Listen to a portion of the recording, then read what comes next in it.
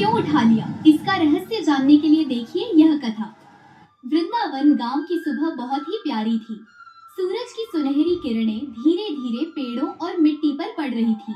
गायें अपने अपने घास चर रही थी, बच्चे खेल रहे थे और महिलाएं रसोई में व्यस्त थी। गांव के लोग अपने अपने काम में मग्न थे। इस समय की शांति में सिर्फ खेतों में काम करने वालों की आवाज और बच्चों की हंसी सुनाई देती थी। एक दिन गांव में चर्चा शुरू हुई। कुछ लोग कहते हैं, इस बार हमें इंद्रदेव की पूजा करनी चाहिए, वही बारिश और फसलों के लिए जिम्मेदार है।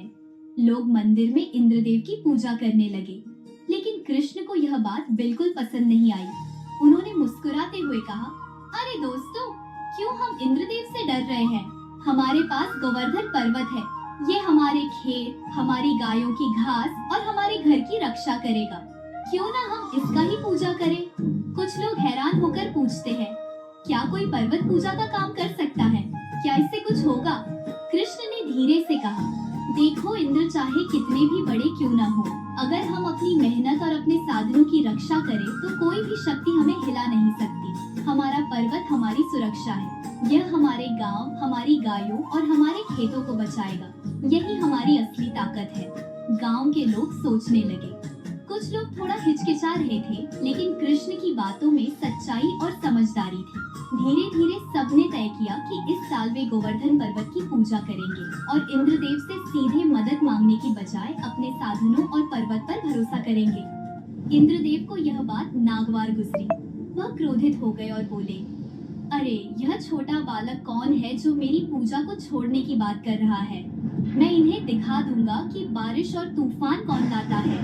मैं यह गांव सबक सिखाऊंगा। इंद्रदेव ने अपनी शक्तियां इकट्ठा की। काले भूरे बादल आकाश में जमा हो गए, बिजली चमकने लगी और गड़गड़ाहट से पूरा वातावरण डरावना लगने लगा। गांव वाले डर गए।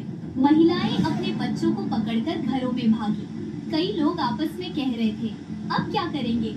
यह इंद्रदेव बहुत क्रोधित है, हम कैसे बचेंगे? कृष्ण ने मुस्कुराते हुए सभी को समझाया, डरो मत, सब लोग गोवर्धन पर्वत के नीचे आ जाओ। मैं इसे अपनी हथेली पर पकड़ लूंगा। यहाँ हम सुरक्षित रहेंगे। याद रखो, जब हम अपने धर्म और कर्तव्य में दृढ़ रहते हैं तो कोई भी शक्ति हमें हरा नहीं सकती। और फिर कृष्ण ने अपने छोटे छोटे हाथों से गोवर्धन पर्वत उठा लिया। वह दृश्य अद्भुत था। गांव वाले आश्चर्यचकित थे। एक आदमी चौंक कर कहता है, अरे, यह कैसे संभव है?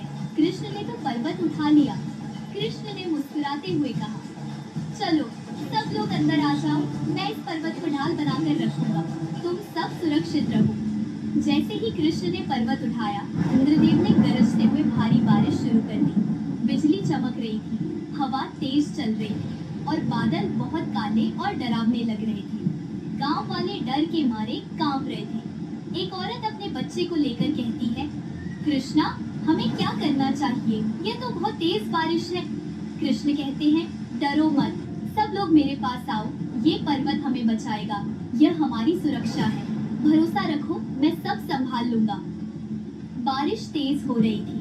हवा की तेजी से पेड़ झुक रहे थे और कुछ घरों की छतें हिल रही थी।